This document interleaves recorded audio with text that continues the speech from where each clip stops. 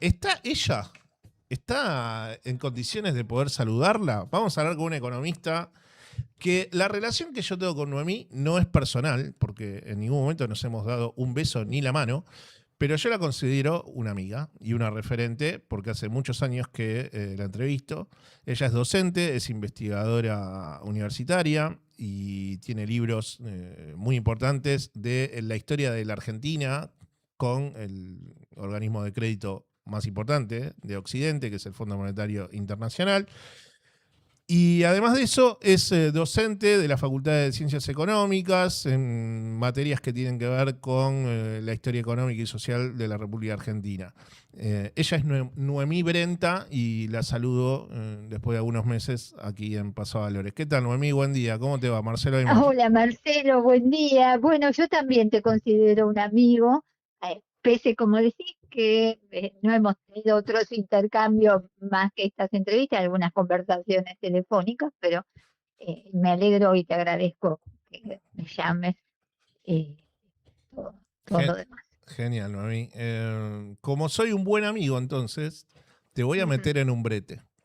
Uy, Porque yo me doy cuenta en el último tiempo que cuando entrevisto y en análisis que hago yo, la economía de Milei está muy clara y juega a potenciar sectores económicos, intermediación financiera, hidrocarburos, mete petróleo ujú. y gas, y además de eso, bueno, podés meter el litio también, y minería.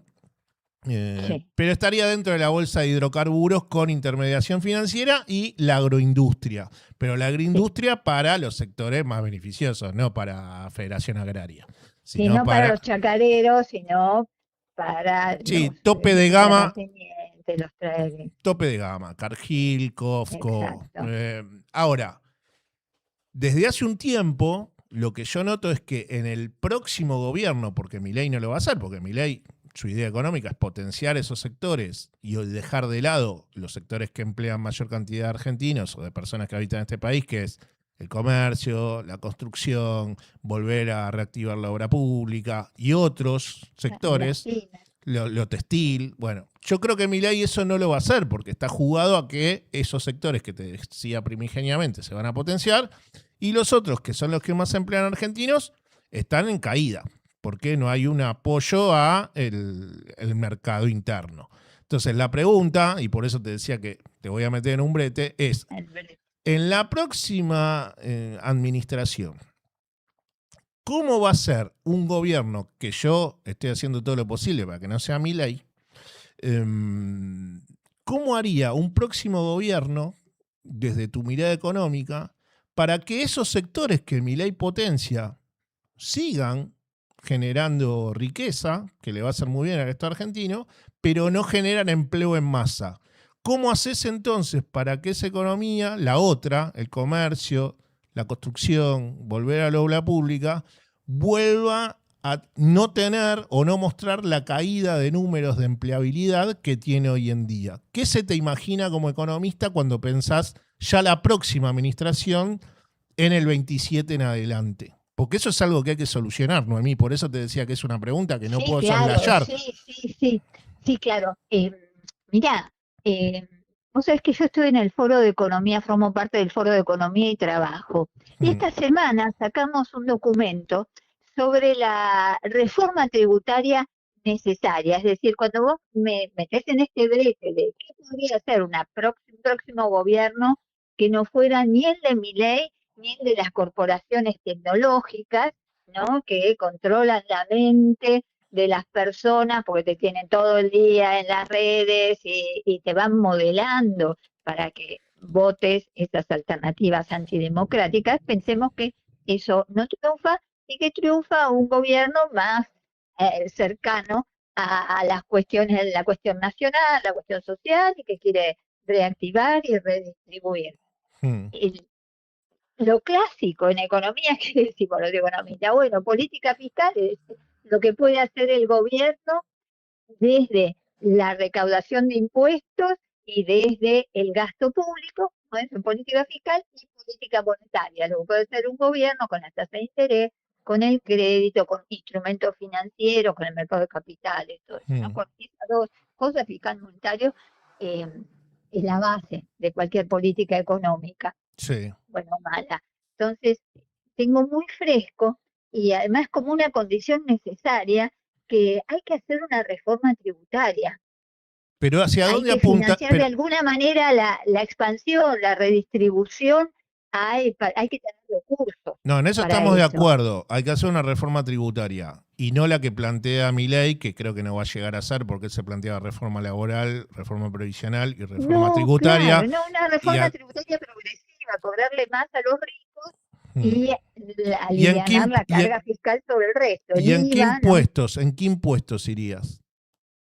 Bueno, ¿Cómo la audiencia que nos está escuchando se da cuenta?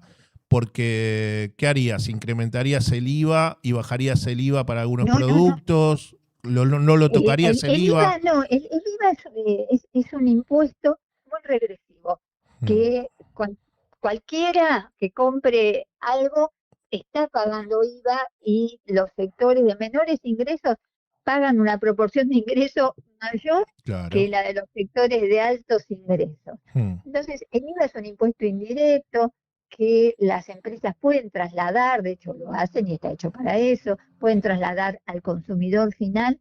Es un impuesto muy injusto y tenemos una tasa muy alta, ¿no? El mm, 21% es altísimo. Habría que claro. bajarlo al 10%. Mm, Pero sí, el impuesto a las ganancias, por ejemplo, con escalas progresivas más intensas y con mayor posibilidad de captar las rentas extraordinarias. Por ejemplo, si suben los precios de lo que venden y producen y venden estos sectores como los petroleros, el sector agroindustrial, de repente sube el precio de la soja. sí.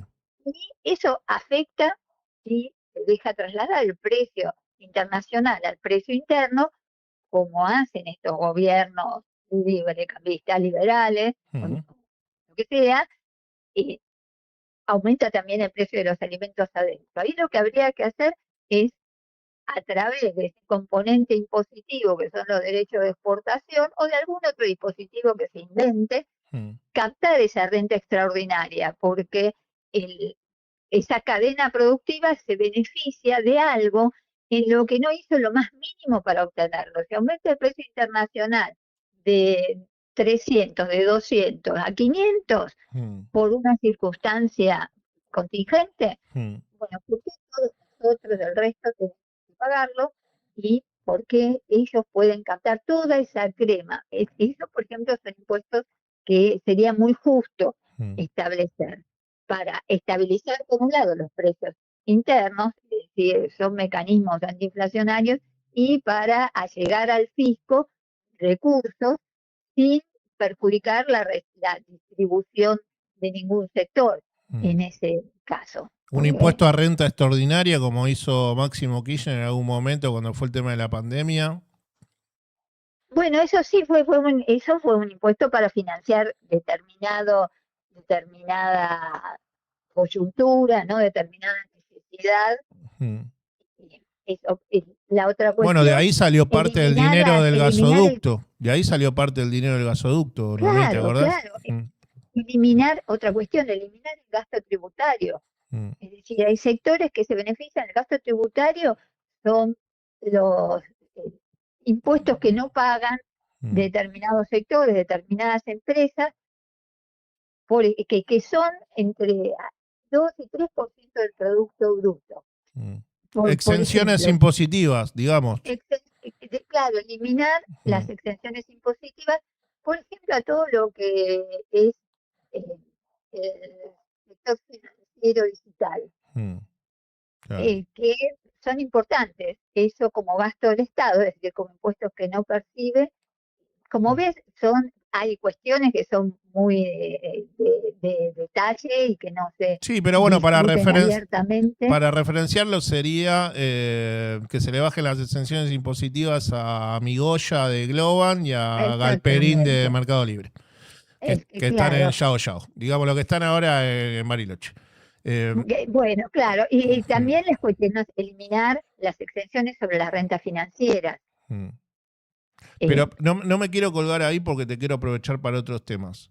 Dale. Yo hace sí, hará un mes atrás, para mí fue importante lo que dije.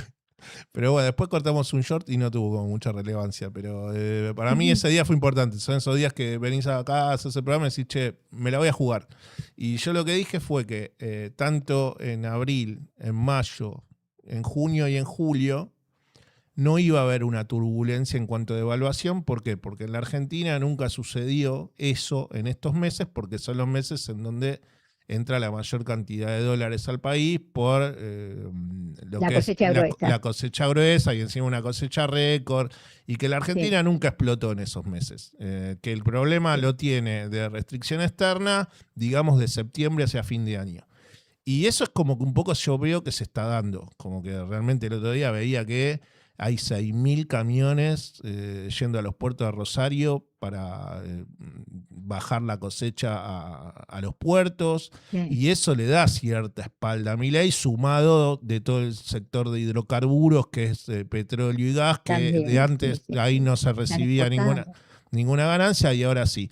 Entonces, lo que digo es lo siguiente, el problema, y en referencia al Fondo Monetario Internacional, ¿vos creés que eso se juega en noviembre con Trump? Háblame un poco de cómo te imaginás ese Trump perdidoso en noviembre y el Fondo Monetario Internacional en relación con Argentina, que tal vez no quiere que se caiga y en los primeros meses del 2027 le baja plata como le bajó en octubre antes de la parlamentaria del 2025.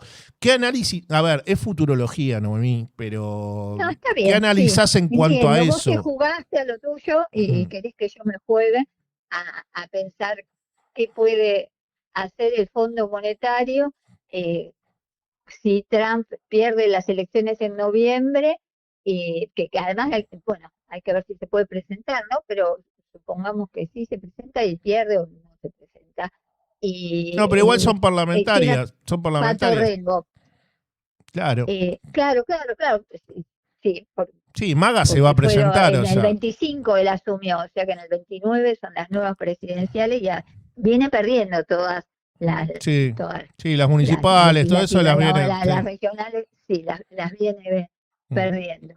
Mira, lo que me llama la atención del fondo es que ha alcanzado un acuerdo técnico de esta segunda revisión, pero todavía no hizo el desembolso mm, de la segunda revisión, que son unos 1.000 millones. Y hay mucho ruido en el fondo en torno al tratamiento a la Argentina.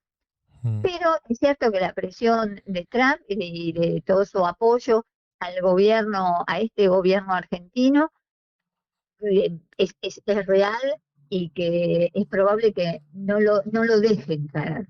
Ah, Eh, de todas maneras, ahora en julio hay un pago importante de deuda, pero es cierto lo que decís, que también las reservas se están fortaleciendo. Eh, Perdón que sea un poco caótica en esto, pero en el acuerdo técnico que recién hace 2 semanas creo, firmó la Argentina con el fondo, mm, decía que el desembolso quedaba sujeto a medidas pendientes que no aclaraba cuál era. El gobierno tampoco aclaró nunca públicamente cuáles eran. mm, Yo entiendo que todavía no las deben haber cumplido y por eso no llegó la plata.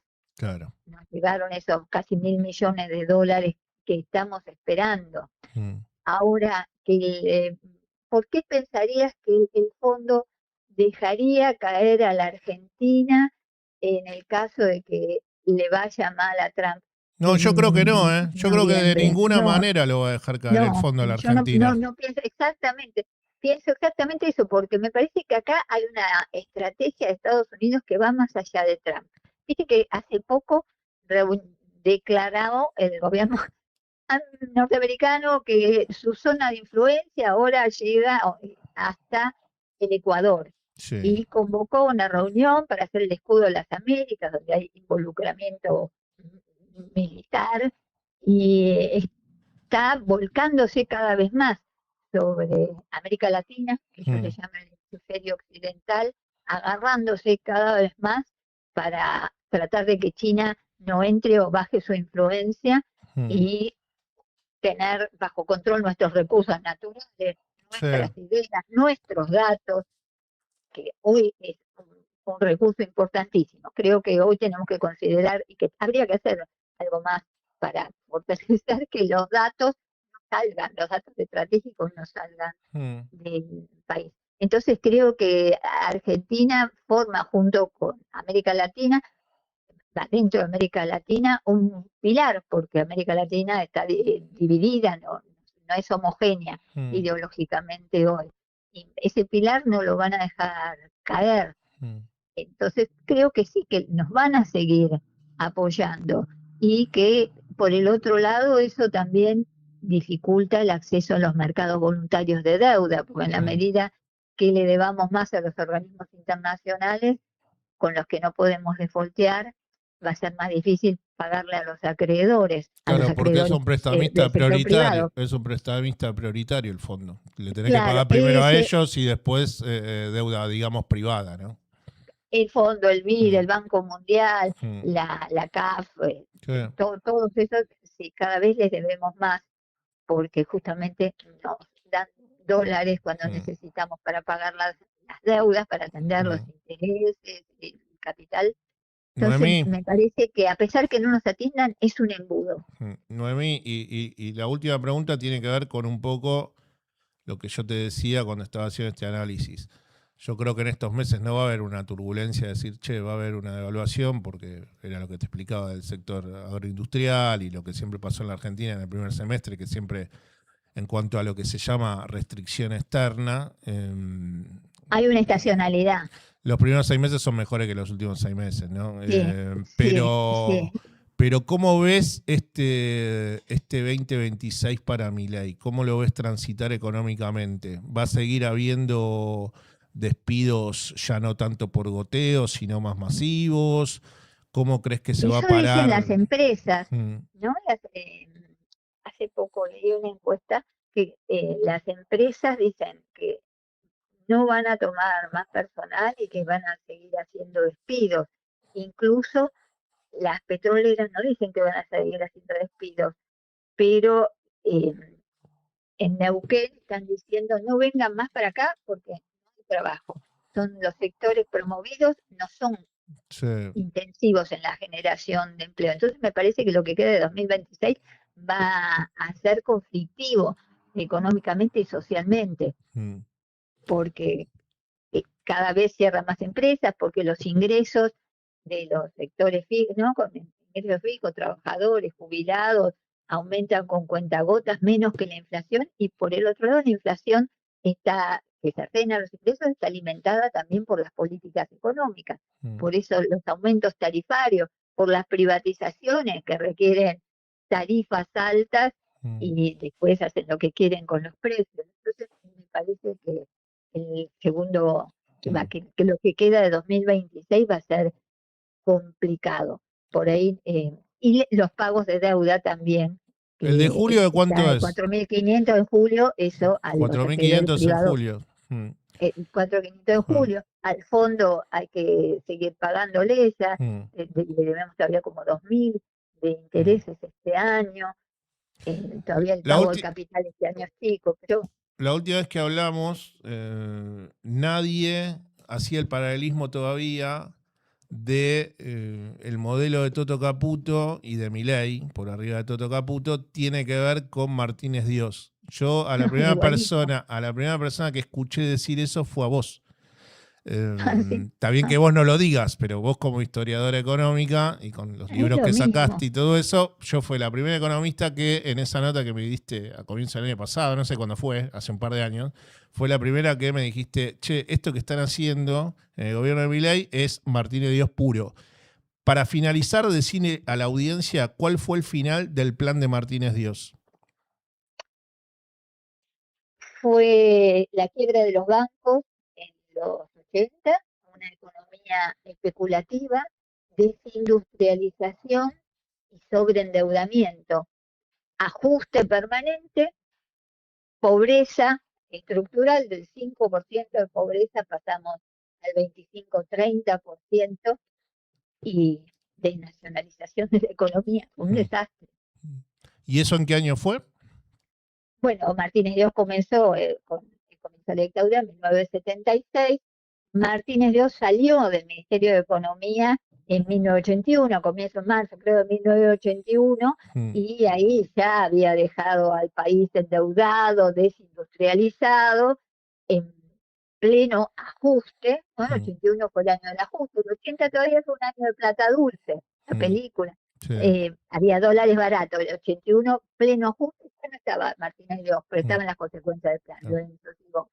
Y ahí barranca abajo. Que ahí fue cuando todo. dijo el que apuesta al dólar pierde, que fue Lorenzo Sigó. Exactamente. El continuador. Barranca abajo y la salida de Malvinas desesperada para tomar Malvinas, para que los militares para mantener el poder y seguir escondiendo el terrorismo de Estado que fue asociado a la destrucción de la economía nacional, de la fuente de trabajo, la estructura social, y el desastre empezó ahí.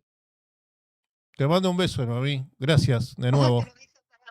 Gracias. Buen fin de semana. Chau, chau. Chau, chau. Todos. Quien estaba hablando con nosotros era Noemí Brenta, quien es economista. Ella ha editado los libros Historia de la Deuda Externa Argentina, de Martínez Dios a Macri, en el año 2019. Y además ha editado Historia de las relaciones entre la Argentina y el Fondo Monetario Internacional, que es el que estamos viendo ahora en tapa, que es del año 2013. Y además, bueno, es una amiga de otro economista que yo admiro muchísimo, que es Mario Rapoport, que por suerte también tuvimos en algún momento la posibilidad de entrevistar. Noemí Brenta aquí con nosotros. Vamos a hablar ahora rápidamente